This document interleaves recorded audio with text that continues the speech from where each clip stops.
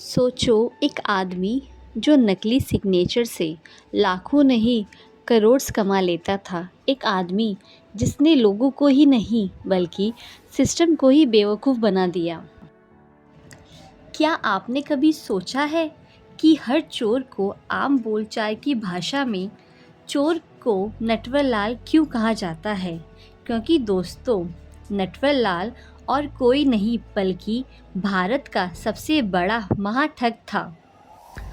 और कहते हैं कि उसने ताजमहल, लाल किला और यहाँ तक कि पार्लियामेंट ऑफ इंडिया तक बेच दिया।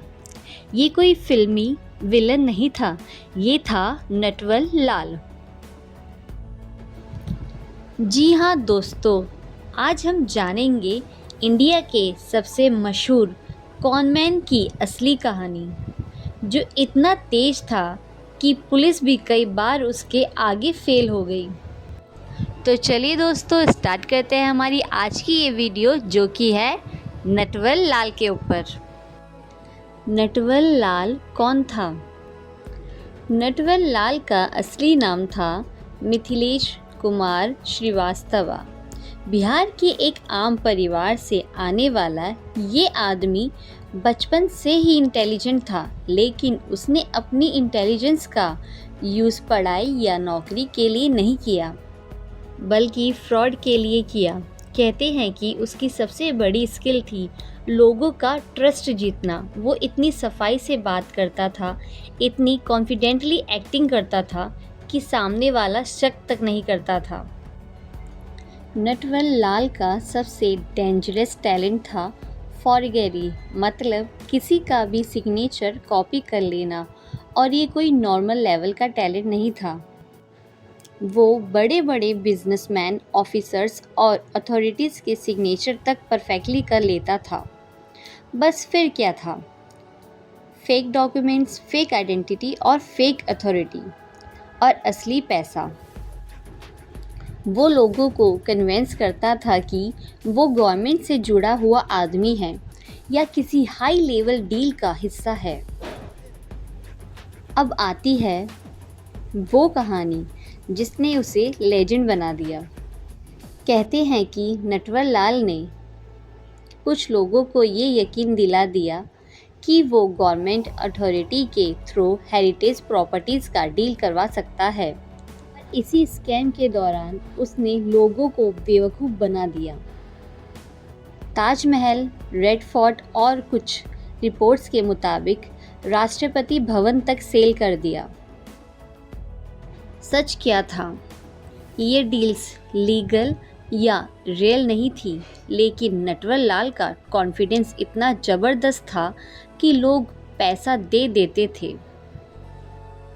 एक इंटरेस्टिंग बात ये भी कही जाती है कि नटवर लाल अक्सर अमीर लोगों को टारगेट करता था। इस वजह से कई जगह उसकी इमेज एक रॉबिन हुड टाइप कॉनमैन की भी बन गई। कुछ कहानियों में तो ये भी कहा जाता है कि वो पैसों का कुछ हिस्सा गरीबों में बांट देता था। लेकिन याद रखिए, फ्रॉड होता है, चाहे वो कितनी स्मार्ट प्लानिंग से क्यों ना किया जाए। नटवर लाल के खिलाफ इंडिया के कई स्टेट्स में केसेस थे। पुलिस उसे बार बार पकड़ती थी, लेकिन वो उतनी ही स्मार्टली निकल भी जाता था। सबसे शॉकिंग बात, कहते हैं कि वो मल्टीपल टाइम्स जेल से एस्केप भी कर दिया, और हर बार उसकी स्टोरी और भी मिस्टीरियस होती गई। एक आदमी जो सिस्टम को समझाता भी था और सिस्टम की कमज़ोरी का यूज़ भी करता था। आखिर नटवर लाल इतना सक्सेसफुल कैसे हुआ? नटवर लाल सक्सेसफुल इसलिए था क्योंकि वो सिर्फ डॉक्यूमेंट्स फेक नहीं बनाता था, वो ह्यूमन साइकोलॉजी समझता था। उसे पता था लोग अथॉरिटी से इम्प्रेस होते हैं, यूनिफॉर्म और डॉक्यूमेंट्स पर जल्दी ट्रस्ट कर लेते हैं। रीड के चक्कर में, यानी लालच के चक्कर में वेरिफिकेशन भूल जाते हैं। यही उसका असली वेपन था। उसने लोगों की लालच, जल्दी फ़ायदा चाहने की सोच और बिना चेक किए ट्रस्ट करने की आदत का फ़ायदा उठाया। नटवर लाल की लाइफ का सबसे मिस्टीरियस पार्ट था उसकी एंडिंग। उसकी डेथ को लेकर भी अलग अलग स्टोरीज मिलती हैं।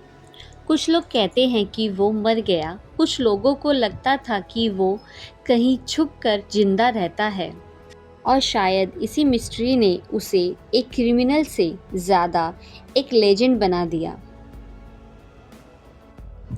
नटवर लाल की स्टोरी हमें एक सिंपल लेसन देती है। दुनिया में सबसे बड़ा स्कैम फेक पेपर्स से नहीं, फेक ट्रस्ट से होता है। अगर कोई डील बहुत अच्छी लग रही तो हो सकता है कि वो असली ही ना हो। आपको क्या लगता है, नटवर लाल एक जीनियस था या फिर सिर्फ एक क्रिमिनल? कमेंट करके ज़रूर बताएं। अगर आपको ऐसी रियल मिस्टीरियस स्टोरीज पसंद है तो चैनल को सब्सक्राइब करें, वीडियो को लाइक करें और बेल आइकन को दबाना ना भूलें।